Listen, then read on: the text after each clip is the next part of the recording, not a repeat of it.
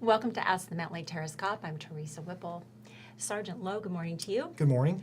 We are talking today about speed limits on roadways in Mountlake Terrace, and a reader asked a question about why they vary. Some roads are 30 miles an hour, some are 25.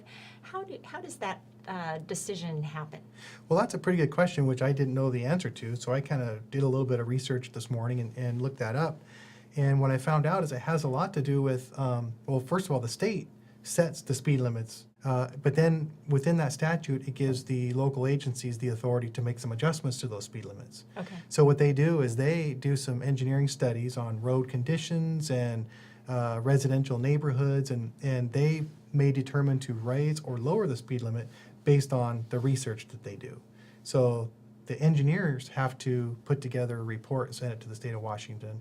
Once they all agree, then they can make those changes. So you may see a road that has a 30 mile an hour speed limit that's similar to another road that has a 25 mile an hour speed limit, but because of their studies and the engineering work that they've done, they've determined that maybe the speed limit should be a little bit slower in this area. Okay, very good. And I'm sure it has to do with traffic volumes and a variety, maybe pedestrians and a variety of things. Roadway characteristics, shoulder condition, the grade, alignment, and sight distance, Okay. road development, lighting, all kinds of different categories that they look at. Okay, well, good to know. So now we know it's not random. There is thinking that goes on There behind that. is. Okay, very good. Well, thank you very much. Okay. We'll be back again soon with another episode of Ask the Mountlake Terrace Cop.